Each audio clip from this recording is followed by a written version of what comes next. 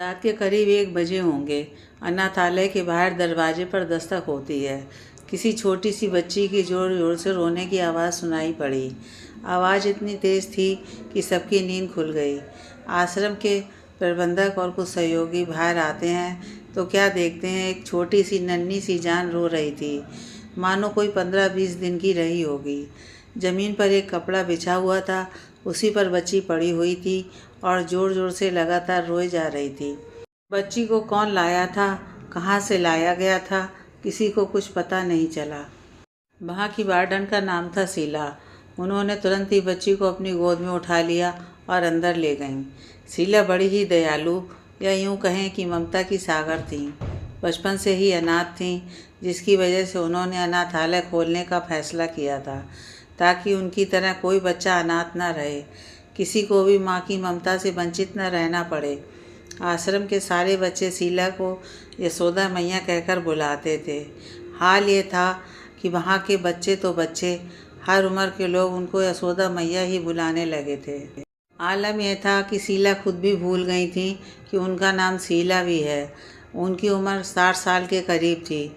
बड़ी ही सुलझी हुई, आत्मविश्वास से भरी हुई रहती थी, और आवाज़ तो इतनी मीठी मानो साक्षात सरस्वती मैया का वास हो उनकी ज़बान पर। सारे बच्चों को एक समान प्यार करती थीं। बच्चों को पढ़ाने लिखाने और यहाँ तक कि उनकी शादी तक की पूरी जिम्मेदारी उनकी होती थी। यशोदा मैया की गोद में आते ही बच्ची तुरंत चुप हो गई और बार बार इधर उधर मुंह घुमा रही थी।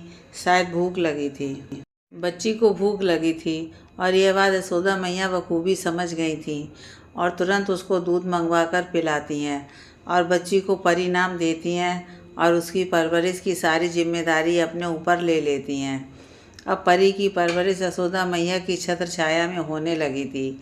वहाँ पर लगभग हर उम्र के बच्चे थे और परी के साथ खूब मस्ती करते थे। परी भी बड़ी ही प्यारी थी और स्वभाव से भी काफ़ी चंचल थी। धीरे धीरे परी ममता की छाँव में बड़ी हो रही थी। करीब 5 साल की हो गई थी। एक दिन एक औरत आश्रम में आती है कुछ बच्चों से मिलने के लिए, और बारी बारी से सारे बच्चों से मिलती है, पर ना जाने क्यों उसकी निगाहें परी परी थम जाती हैं। परी को अपने पास बुलाती है और गोद में बिठा लेती है। परी के गालों को चूमते हुए कहती है कि बेटा, आप मेरे साथ चलोगी मेरे घर। परी चुप रही। औरत चॉकलेट देते हुए, आप मेरे साथ चलोगी तो मैं इससे भी ज़्यादा चॉकलेट दूंगी, चूमते हुए परी को। परी मुस्कुराते हुए हाँ में सिर हिला देती है। औरत की उम्र करीब 45 साल की थी और वो यशोदा माँ से कहती है, औरत, यशोदा माँ, मैं इस बच्ची को गोद लेना चाहती हूँ, अगर आप इजाज़त दें तो। शीला जी, हाँ हाँ, क्यों नहीं, बिल्कुल, मैं भला क्यों नहीं चाहूँगी। मेरी भी तो यही इच्छा रहती है कि यहाँ पर जितने बच्चे हैं सबको अपना एक घर मिले, एक परिवार मिले, माँ बाप दोनों का प्यार मिले। औरत, घर में मैं हूँ और मेरे पति हैं। हमारा कोई बच्चा नहीं हुआ, जिसकी वजह से हमारी ज़िंदगी में सब कुछ होते हुए भी खालीपन रहता है।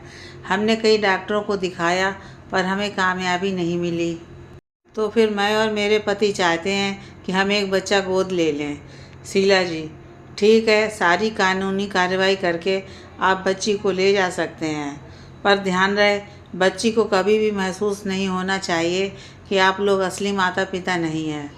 औरत, ओके, आप बिल्कुल भी परेशान ना हों, हम अपनी बेटी की तरह प्यार करेंगे। इस बच्ची को हम दुनिया भर की खुशियाँ देंगे, बस आप ये बच्ची हमें दे दीजिए, हाथ जोड़कर। शीला जी, आप कल आकर बच्ची को ले जाइए।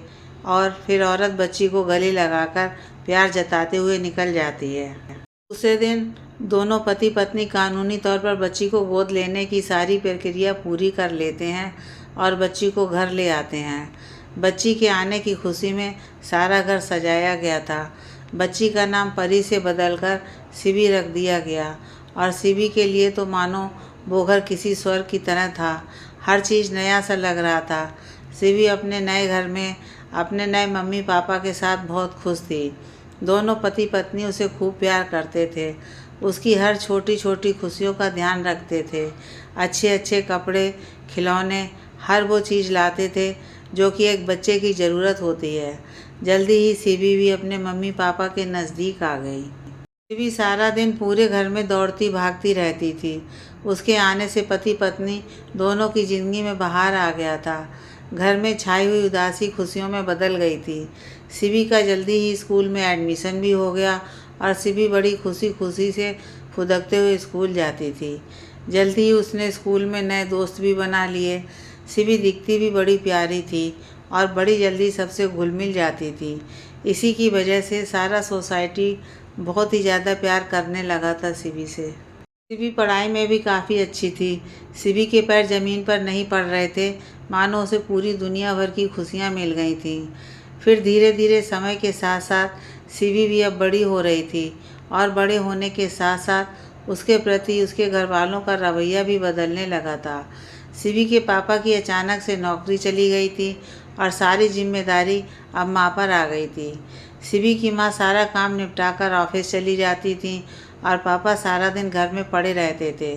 घर पर पड़े पड़े बोर हो जाते थे, जिसकी वजह से खिन्न रहने लगे थे और सारा फ्रस्ट्रेशन सिबी पर उतार देते थे। सिबी शुरू से ही एक बात नोटिस करती थी कि पापा कुछ ज़्यादा उसे पसंद नहीं करते थे। क्यों, उसे पता नहीं था।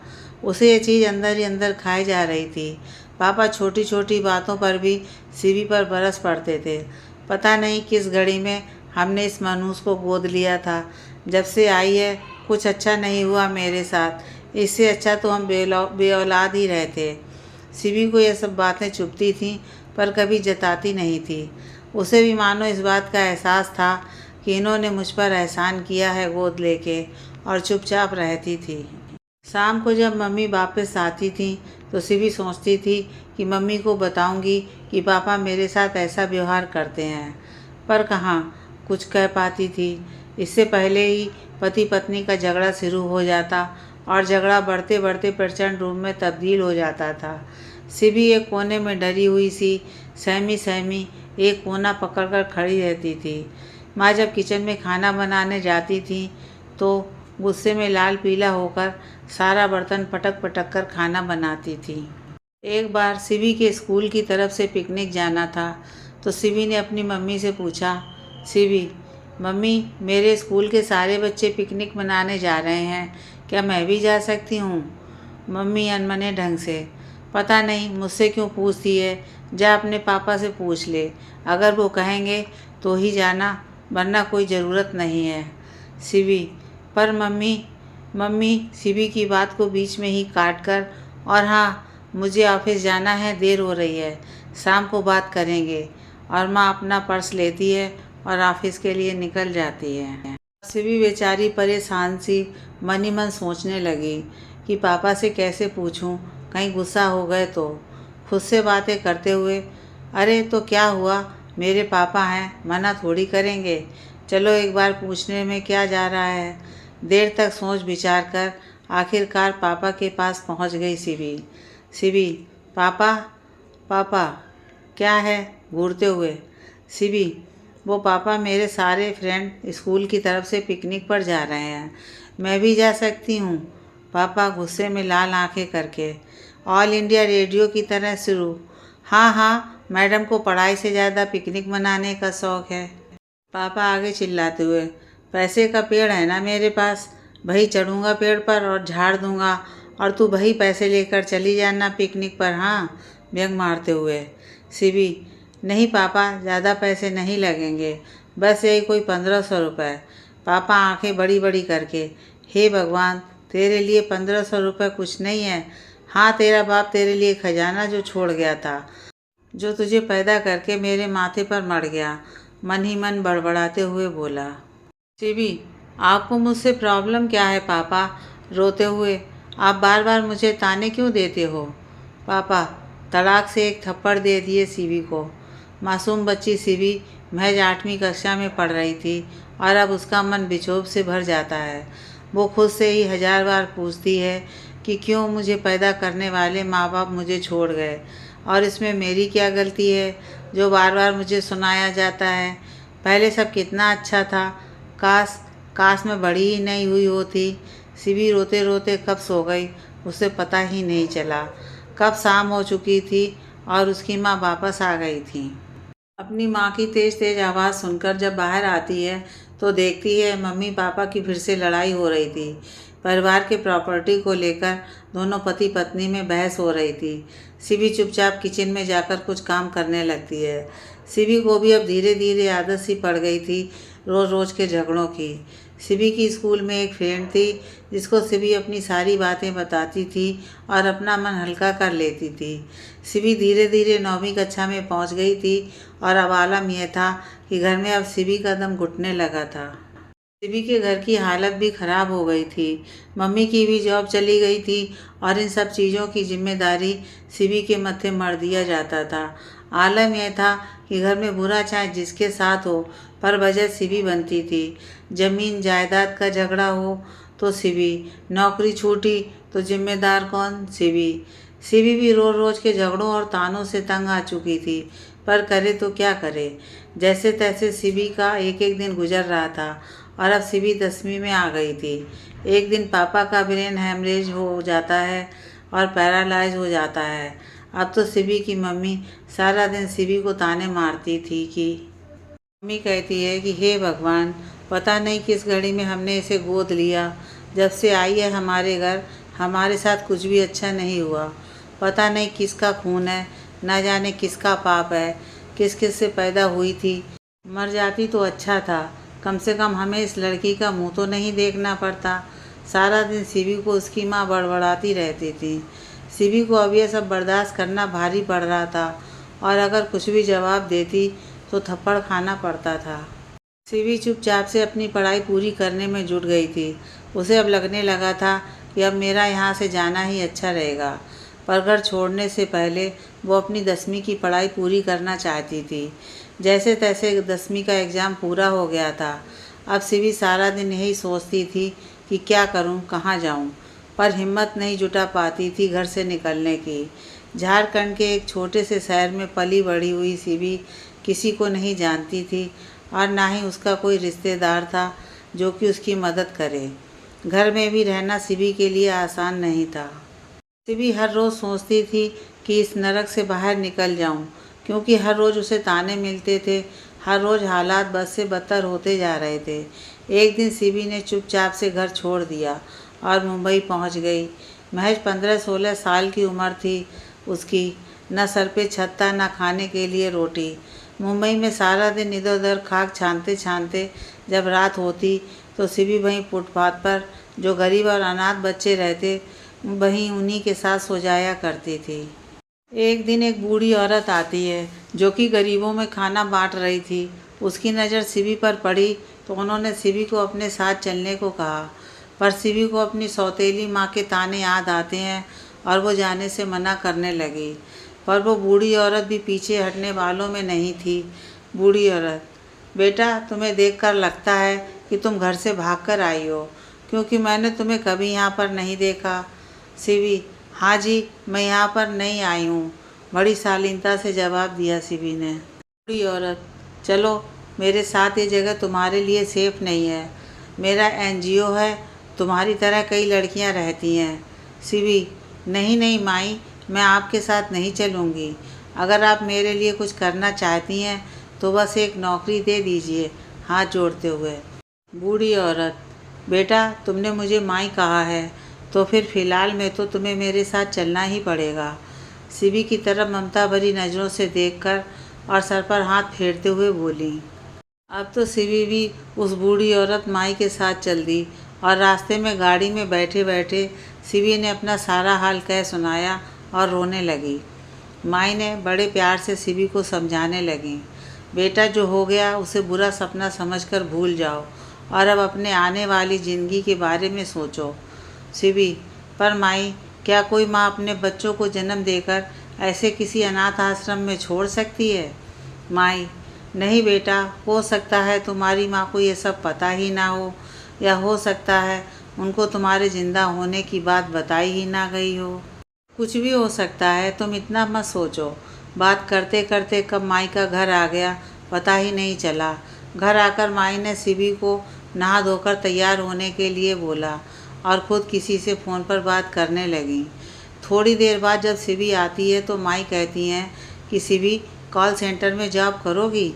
शिवी खुशी के मारे उछल पड़ी। हाँ माई, बिल्कुल करूँगी। माई, तो फिर चलो, मैं तुम्हें ले चलती हूँ तुम्हारे ऑफिस, कहकर माई और सिबी निकल जाती हैं ऑफिस। ऑफिस में पहुंचकर माई वहाँ के हेड से मिलवाती हैं सिबी को। माई ऑफिसर से कहती हैं कि इस बच्ची को किसी तरह की कोई परेशानी ना हो। सिबी को ममता वही नज़रों से देखते हुए बोली, हेड, ठीक है माई, आप परेशान ना हो, अब ये मेरी जिम्मेदारी है। अब एक बार फिर से सिबी की ज़िंदगी पटरी पर चलने लगी। सिबी ने अब अपनी पढ़ाई पूरी करने के लिए 11वीं में एडमिशन ले लिया और बड़ी मेहनत और लगन से काम भी करती थी और साथ साथ पढ़ाई भी करती थी। सिबी की ऑफिस में एक लड़की थी उसी की तरह। सिबी की बड़ी अच्छी दोस्त भी बन गई थी और सिबी अब उसी के साथ उसी के कमरे में शिफ्ट हो गई थी। सिबी की ज़िंदगी अब उसी के हिसाब से चल रही थी और वो खुश भी थी। एक्स्ट्रा पैसे कमाने के लिए फेडेक्स कंपनी में जॉब करने लगी थी। फिर भी उसे कुछ कम सा महसूस होता था, मानो उसे लगता था कि नहीं, मुझे अभी और बहुत कुछ करना है और पढ़ाई भी पूरी करना है। मुझे खुद की पहचान बनानी है, लोग मुझे सिर्फ मेरे नाम से जानें। सिबी को अब अपने जॉब से संतुष्टि नहीं मिल रही थी, पर करे क्या। वह धीरे धीरे करके पैसा जमा कर रही थी। करीब करीब 12वीं कक्षा पास कर चुकी थी सिबी, लेकिन अभी भी उसे लगता था कि अब मैं क्या करूं। मन ही मन सोचती थी कि मैं क्या कर रही हूं, मुझे क्या करना है, मेरी ज़िंदगी किधर जा रही है, मुझे कहाँ जाना है। उसे जवाब नहीं पता था, बस अपनी ज़िंदगी की राह यूं ही चली जा रही थी। आगे जाकर सिबी ने जर्नलिज्म का कोर्स करना स्टार्ट कर दिया और साथ में अपना जॉब भी जारी रखा। सिबी बहुत ही होनहार थी, दिखने में भी काफ़ी सुंदर थी। सिबी की एक ख़ास बात यह थी कि वो कभी भी अपनी ज़िंदगी से हार मानने वाली लड़की तो बिल्कुल भी नहीं थी और ना ही अपने दुख से हार मानने वाली थी। सिबी कभी मुड़कर भी पीछे नहीं देखती थी। सबसे अच्छी बात यह कि ज़्यादा देर तक दुखी भी नहीं हो पाती थी। हमेशा खुश रहने वाली और जिंदा दिल इंसान थी। किसी की मदद के लिए बढ़ चढ़कर आगे आती थी। एक दिन ऐसा हुआ कि पढ़ाई की टेंशन में जॉब नहीं हो पा रही थी और सिबी के सारे पैसे भी ख़त्म हो रहे थे, लेकिन अभी उसे बचे हुए पैसों में ही पूरा महीना निकालना था। रूम का किराया, पढ़ाई की फ़ीस, राशन वगैरह वगैरह। अब सिबी यूं ही उदास सी बैठी अपनी टेंशन में डूबी हुई थी कि अचानक से उसकी फ्रेंड का फ़ोन आया कि यार आजा, चल पार्टी में चलते हैं। पहले तो सिबी ने सोचा कि यार क्या करूं, जाऊं कि ना जाऊं। मन ही मन सोचती है, अरे चलो कोई ना, जो भी होगा देखा जाएगा। सिबी को साड़ी पहनने का बड़ा शौक़ था, तो उसने एक साड़ी अपनी अलमारी से निकालती है और पहन लेती है और सोचती है, थैंक गॉड, माई की दी हुई साड़ी काम आ गई। सिबी पूरा बन ठन कर तैयार होकर पहुंच गई पार्टी में और अपने फ्रेंड्स के साथ खूब मस्ती करती है और ढेर सारी फ़ोटो फेसबुक पर अपलोड कर देती है। दूसरे दिन सिबी की एक और फ्रेंड रिक्वेस्ट आती है कि यार डिक्टो ऐसी ही साड़ी मुझे भेजो। इतना सुनते ही सिबी के दिमाग में एक बात आती है कि क्यों ना मैं साड़ी की शॉप खोल दूँ। फिर क्या था, सिबी फ़ौरन कोल्हापुर जाती है और कोल्हापुरी साड़ी का एक छोटा सा शॉप खोल दिया। धीरे धीरे सिबी की शॉप निकल पड़ी और अब सिबी साड़ी के साथ साथ ज्वेलरी भी रखने लगी। धीरे धीरे कोल्हापुरी स्लीपर, चुनरी, सूट सब कुछ सेल करने लगी। अब हालात ये थे कि जो सिबी छोटे छोटे जॉब के लिए तरसती थी, वो अब अपनी तरह ना जाने कितनी लड़कियों को जॉब पर रख ली थी। अब क्या, धीरे धीरे सारे लोग जो सिबी को जानते थे कहते, सिबी अब शादी कर लो, तुम्हारे पास सब कुछ है, शादी कब करोगी। सिबी खिलखिलाकर हंस पड़ती थी, हाँ पर किससे करूं, कोई मिले तो। सिबी की फ्रेंड बोली, यार एक बड़ा ही हैंडसम बंदा है जिसे मैं जानती हूँ, तू उससे एक बार मिल तो, मुझे लगता है कि वो तुझे प्यार करता है। सिबी, चल हट, मस्ती भरे अंदाज में, पागल, मुझे नहीं पता, तुझे बड़ा पता है। सिबी की दोस्त बताती है कि एक लड़का है आनंद नाम का, बहुत ही सुंदर और स्मार्ट है, तू उससे शादी कर ले। सिबी, चल ठीक है, देखते हैं। सिबी की फ्रेंड, तो फिर मैं बात करूं। सिबी हाँ हंसते हुए बोली।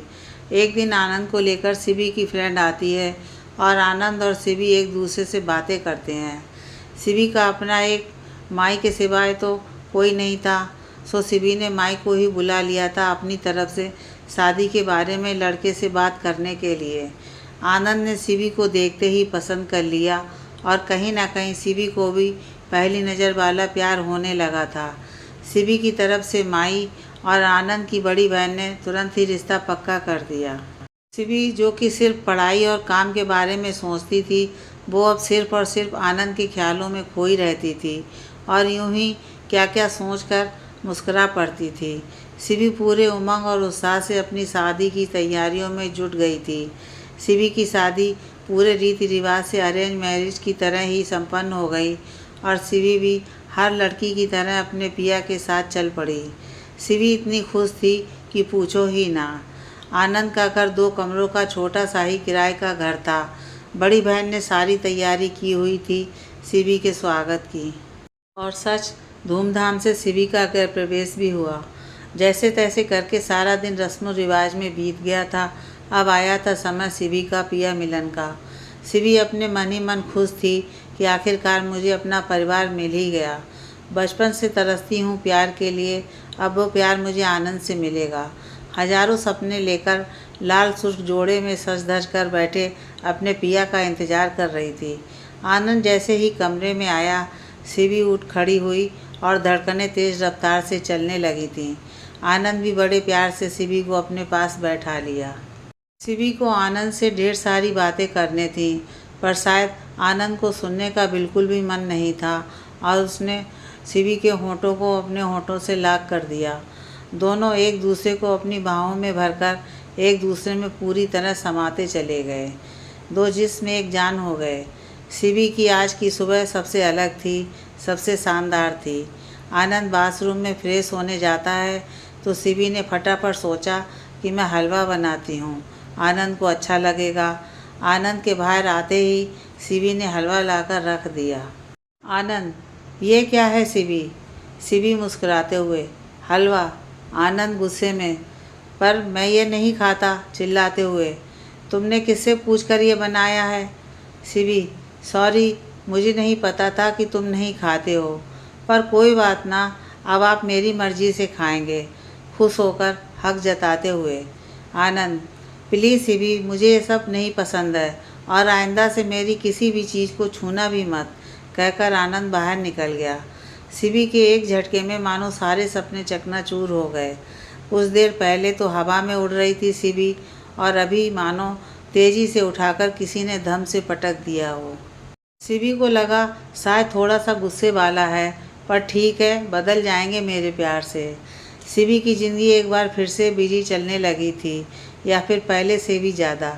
उसे लगता था कि मेरे पति मेरा बिजनेस संभालें, मेरी हेल्प करें, पर आनंद का दूर दूर से शिवी के बिजनेस से कोई लेना देना नहीं था। एक दिन शिवी बोली, आनंद, आप मेरा बिजनेस संभाला करिए और मैं आराम करूँगी, हंसते हुए। आनंद, क्यों?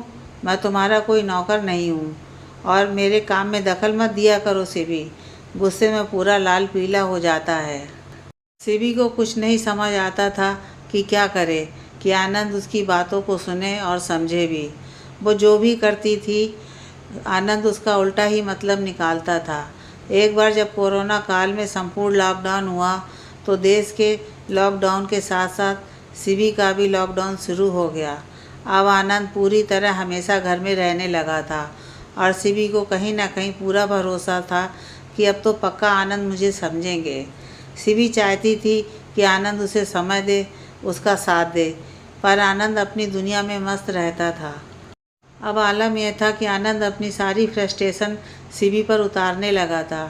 धीरे धीरे शिवी पर हाथ उठाने लगा था। वो भी जानवरों की तरह पीटता था। शिवी के सारे सपने टूट गए थे। ऊपर से अब उसे शारीरिक और मानसिक पीड़ा से गुजरना पड़ता था। शिवी का काम भी बंद हो गया था, पैसे बिल्कुल भी नहीं थे। ऊपर से मकान मालिक भी धमकी दे रहा था, किराया दो वरना घर खाली कर दो। एक दिन तो हद ही हो गई। आनंद बार बार धमकी देता था कि तू ये घर छोड़ कर जा, तेरा यहाँ पर कुछ नहीं है। शिवी ने भी बोला कि मैं नहीं जाऊँगी, तुम जाओ। फिर क्या था, इतना सुनते ही आनंद घर छोड़कर चला गया। देर रात तक वापस नहीं आया तो सिवी अपने पति के लिए परेशान हो जाती है और निकल पड़ी ढूंढने अपने पति को। आनंद ढेर सारा दारू पीकर पड़ा था फुटपाथ पर। सिवी ने उसे कंधे का सहारा देते हुए घर ले आती है और उसे नहला धुलाकर सुला देती है। सिवी को अभी भी विश्वास था कि आनंद सुधर जाएगा। सिवी का प्यार से भरोसा उठने लगा था। वो हर दिन टूट रही थी। लॉकडाउन था तो ख़त्म होने का नाम ही नहीं ले रहा था। सिवी की शादी को करीब 8 महीना बीत गया था, पर पति पत्नी का रिश्ता सुधरने के बजाय और बिगड़ता ही जा रहा था। इन्हीं सब उलझनों के बीच उसे उम्मीद की एक किरण दिखाई दी। एक दिन सिवी को पता चलता है कि वो माँ बनने वाली है और बड़ी खुश होती है और मन ही मन सोचती है कि अगर ये खुशखबरी आनंद सुनेगा तो बहुत खुश होगा। अभी इससे पहले कि सिवी कुछ कहती, आनंद का पारा पहले से ही चढ़ा हुआ था और दोनों में पैसे को लेकर बहस होने लगती है। और बात इतनी ज़्यादा आगे बढ़ गई कि आनंद गुस्से में पागल सा हो गया और सिवी को धक्का मार दिया। अब सिवी पेट के बल जोर से गिरी और उसे ब्लीडिंग शुरू हो गई। सिवी खून से लथपथ पड़ी रो रही थी, तड़प रही थी, चिल्ला चिल्लाकर हॉस्पिटल ले जाने की विनती कर रही थी। पर आनंद, पत्थर दिल इंसान, उसे उसी हालत में छोड़कर चला गया और फिर कभी वापस नहीं आया। सिवी की आवाज़ सुनकर उसके पास पड़ोस वाले हॉस्पिटल में एडमिट कराए और सिवी को पता चलता है कि उसका बच्चा खराब हो गया है। अब पहली बार ऐसा हुआ था कि सिवी अंदर से पूरी तरह टूट गई थी। जो लड़की कभी अपनी लाइफ में हारी नहीं थी, वो लड़की अब धीरे धीरे पागल सी होने लगी थी। पता नहीं क्यों उसे लगता था कि अभी भी आनंद आएगा और फिर से दोनों साथ साथ रहेंगे। हर रोज़ दरवाजे पर निगाहें गड़ाए बैठी रहती थी। एक तो लॉकडाउन का सफ़र, दूसरे आनंद का जाना, तीसरा अपना बच्चा खो देना। सिवी के दुख का तो कोई अंदाज़ा भी नहीं लगा सकता था। किस मानसिक पीड़ा से गुजर रही थी कोई नहीं समझ सकता था। माँ भी तो नहीं थी जिसके कलेजे से चिपट कर रो ले और सारा दर्द निकल जाए। एक दिन सिवी ने सोचा कि मैं क्यों हूँ, किसके लिए हूँ। ना कोई मेरा है और ना मैं किसी की हूँ। धिक्कार है मेरी ऐसी ज़िंदगी को। मेरा ना ही कोई वजूद है और ना ही कोई अस्तित्व बचा है। सिवी का हाल ये था कि उसे कुछ अजीब अजीब सी चीज़ें दिखती थीं जो कि थी ही नहीं। उसकी आंखों के सामने अंधेरा छा जाता था। एक दिन उसने खुद को ख़त्म करने का सोचा और पंखे में फंदा डालकर अपने आप को मारने की कोशिश करने लगी थी कि अचानक से उसका मकान मालिक आ गया पैसा मांगने और उसे बचा लेता है, साथ ही घर से भी निकाल देता है। अब सिवी के पास कुछ नहीं था, जाए तो जाए कहाँ। फिर से सिवी वापस कोल्हापुर आ गई अपनी फ्रेंड के पास। उसकी फ्रेंड ने उसे बहुत समझाया कि अपनी ज़िंदगी को फिर से एक मौका दो। जब सब कुछ ख़त्म हो जाता है तो मानो अभी नई शुरुआत होने वाली है। सिवी की फ्रेंड कुछ पैसा भी देती है कि तू अपना बिजनेस फिर से स्टार्ट करो।